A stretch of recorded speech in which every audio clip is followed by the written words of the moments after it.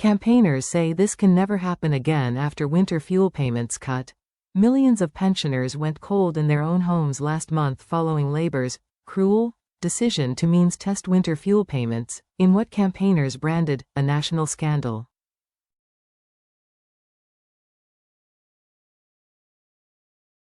New figures showed 3 in 4 pensioners were living in uncomfortably cold homes in January, equivalent to 9.1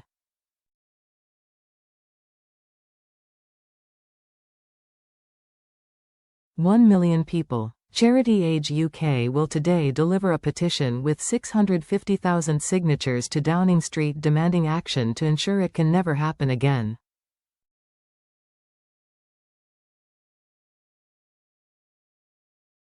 Age UK Director Caroline Abrahams said, "We cannot and we must not go through this all over again next winter."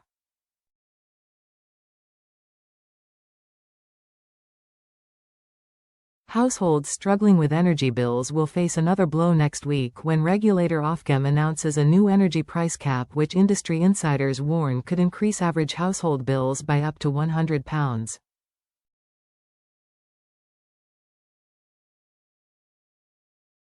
The cap for a typical household using electricity and gas and paying by direct debit has already risen by £170 since last year's general election, despite Labour's manifesto pledge to cut bills.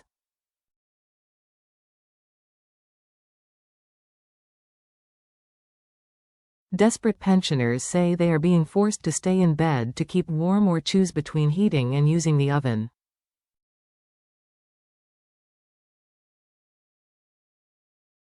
Jay, 85, told Age UK, "I am constantly cold at home unless I am in bed. This way of living is restrictive and unhealthy too."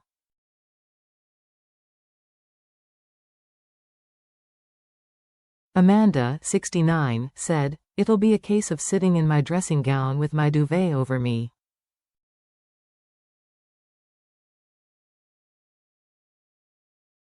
"My monthly gas payment covers my gas cooker. I can't afford to run my cooker and my heating."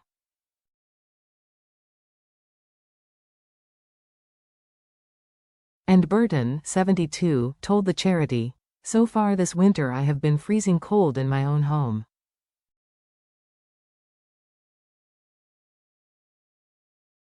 I sit indoors wearing 2 coats, a hat, scarf, gloves and a rug over my legs. I have severe rheumatoid arthritis and living in cold conditions has made it much worse."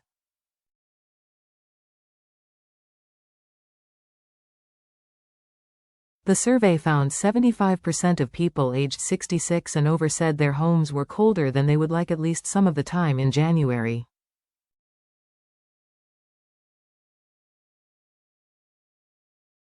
For those pensioners on low to modest household incomes of £20,000 or less, 1 in 3 said their home was too cold most or all of the time.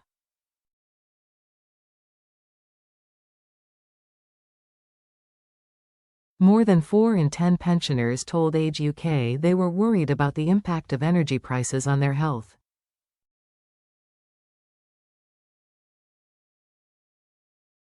MPs from across the political spectrum have backed the Express's crusade to reverse the decision to means test winter fuel payments, and Age UK will today deliver a petition to Number 10 demanding the government either restore the allowance for all pensioners or introduce other measures such as a social tariff to cut bills for those on low incomes.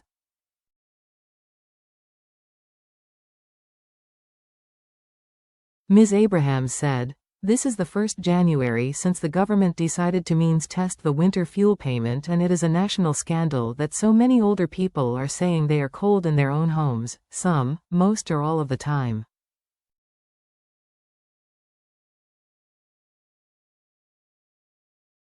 The position of those on lower incomes is worse still, with 1 in 3 saying they are cold at home most or all of the time.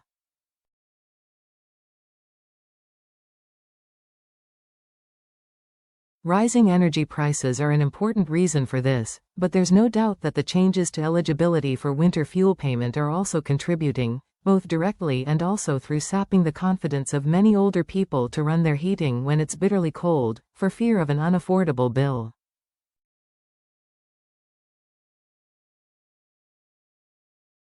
Changes announced by Chancellor Rachel Reeves stripped more than 9 million pensioners of the right to receive winter fuel payments of up to £300.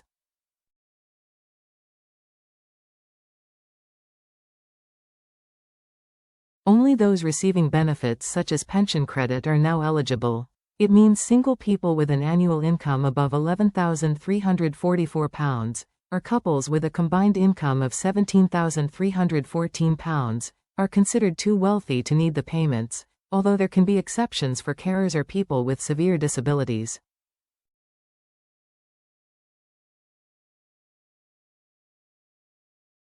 In addition, around 700,000 people entitled to pension credit do not claim it, meaning they miss out on winter fuel payments too.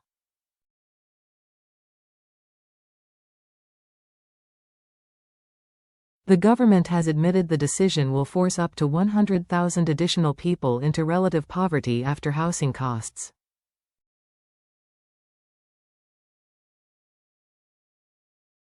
Ms. Reeves insisted the policy, which could save the Treasury £1.4 billion, was needed to help plug a £22 billion black hole in the public finances.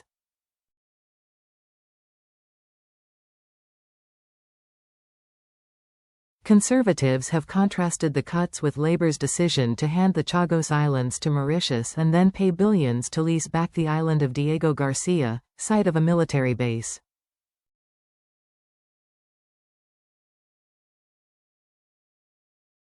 The government has denied it is to pay £18 billion over 99 years but has refused to reveal the official figure.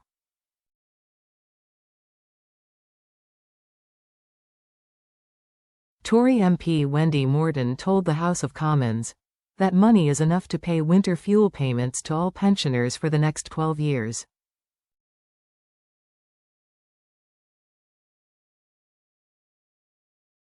I think that starts to give some context about where the government's priorities lie.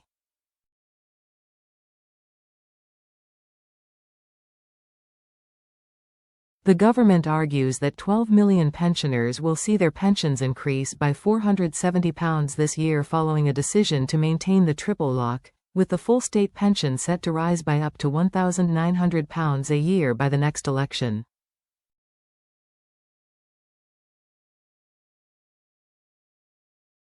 Pensions Minister Torsten Bell said, "Our dire fiscal inheritance is no secret.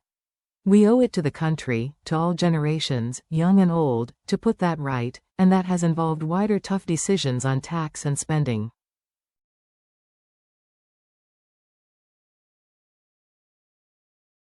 A government spokesperson said, "We do not want to see anyone suffering this winter, which is why we have continued the warm home discount and extended the household support fund, which will help with the cost of food, heating and bills."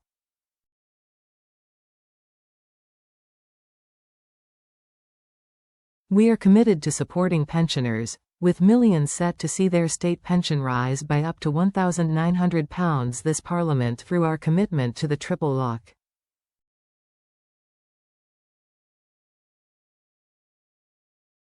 And last year Energy UK, in collaboration with the government, published a winter 2024 commitment which promises £500 million of industry support to bill payers this winter.